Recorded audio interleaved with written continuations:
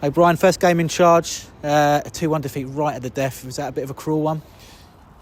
Football is particularly cruel at the worst of times, and I felt that we deserved more out of that game today without question. And the lads are as disappointed as I've seen them for a long time, and they know that they're putting a performance tonight and pretty much giving their all, and again we come away empty-handed.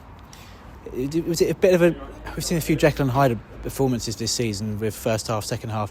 It felt like it was a really good first half performance with loads and loads of chances. We could have scored 2 or 3, I thought, in the first half, and not so many in the second. What do you think that the reasoning for that was? Obviously, we're going uphill in the second again, like that seems to have happened a lot, getting turned around this season. But what do you put that down to? Do you know, I thought at moments we actually looked a little tired, and you then question whether we overdid it maybe in training yesterday. And we had a good 90-minute training session, and it wasn't, at the time you're thinking it wasn't too much, but maybe it could have been, who knows.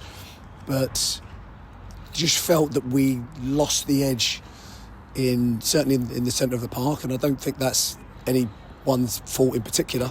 I just think the game got a little too stretched for us, and we lost control of the game. Actually, it just became a long ball game where they got it forward into the areas, and it was just a fight for second balls. But first half, I thought we were outstanding, actually. It's a tale of 2 penalties. Obviously, we saved the first one. They won it at the death, 95th minute, with that second one for a handball. Looks like we could have had our own shout for a handball for something quite similar earlier in the half. I mean, what were your views of both of those? Couldn't see ours, but from what I understand from the guys, it was handball. I think it was played really quickly at him, and the referee might say, well, he didn't have a chance to get his hand out of the way, but bottom line is his hand was, as far as the boys said, in an area where it shouldn't have been, and it hit his hand. And I think ours, that was handball. Again, without looking back at it in real time, it felt like it was a handball. And the game's running out now. Obviously, 7 games to go. That 8-point gap does remain. St Albans got a result, I believe, this evening. Right. So what is the remit now for the players and for yourself? Is it just a case of just keep fighting, keep doing what we're doing, keep each game to game, because that's all we can worry about, is just try and get those wins? Yeah, absolutely. We haven't won a game for a while, and that feeling hasn't been in the dressing room for quite some time, and it'd be really nice to get that feeling back in the dressing room and give everyone a lift.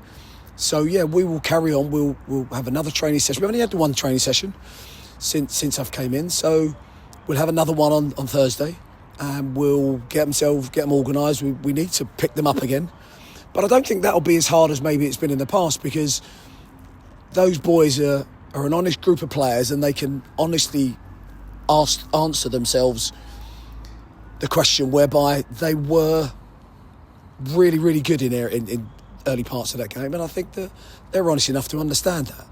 So I think that if we continue as we have done yesterday, and we'll train on Thursday, and we'll be lively, we need to get that spirit back again that we saw tonight, and we'll go again on Saturday.